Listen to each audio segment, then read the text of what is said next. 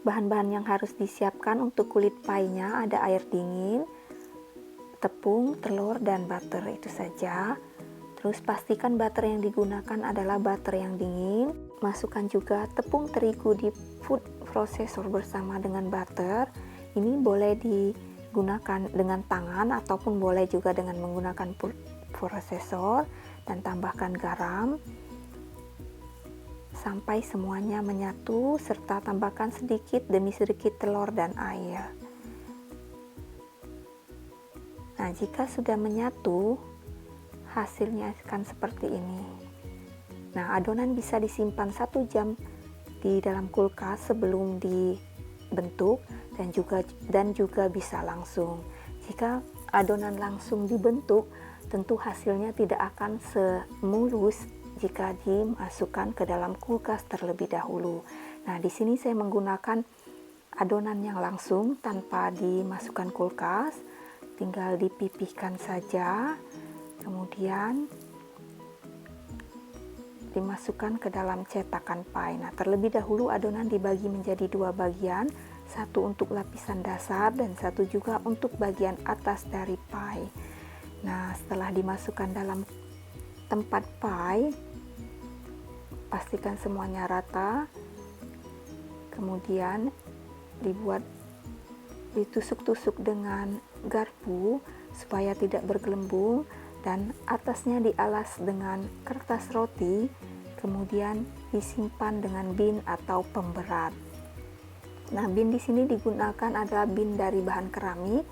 Jika tidak punya bin, boleh juga digunakan pemberat seperti beras atau biji-bijian, atau juga bisa menggunakan garpu atau sendok untuk diletakkan di atas. Ini tujuannya supaya adonan pie-nya nanti itu tidak menggelembung dan tidak turun.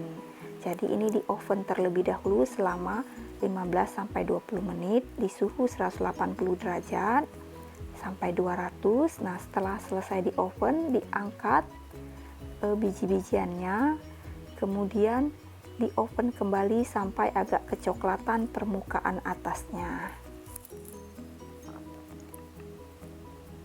Nah, sementara itu untuk ayamnya, isian pie, tumis bawang bombay dan bawang putih sampai harum dan benar-benar layu.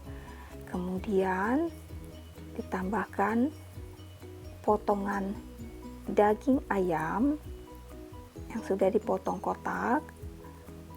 Nah, berhubung ini isinya adalah ayam, jadi benar-benar murni ayam, tidak menggunakan tambahan sayur-sayuran.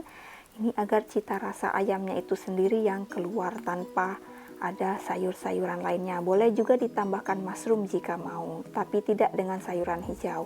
Kemudian tambahkan krim. Ini krim yang digunakan adalah krim untuk masak atau juga whipping cream. Atau jika tidak mempunyai krim, boleh juga dengan susu segar. Kemudian tinggal tambahkan garam, pala, dan lada, dan cek rasa. Kemudian masak sampai benar-benar mengental. Jika ingin lebih mengental lagi, boleh ditambahkan dengan maizena, larutan maizena. Itu tujuannya untuk mengentalkan adonan, untuk mengentalkan isi dari ayam. Oke, setelah mengental, taburkan atasnya dengan parsley, boleh dengan parsley kering atau parsley segar. Udah selesai. Sekarang tinggal dimasukkan di atas kulit pie yang sudah di oven, yang sudah berwarna kecoklatan, rata di permukaan. Nah, untuk permukaan pie-nya ditutup lagi dengan sisa adonan dari kulit pie yang tadi. Nah, ini saya menggunakan pisau yang bergerigi, jadi hasilnya itu tidak mulus.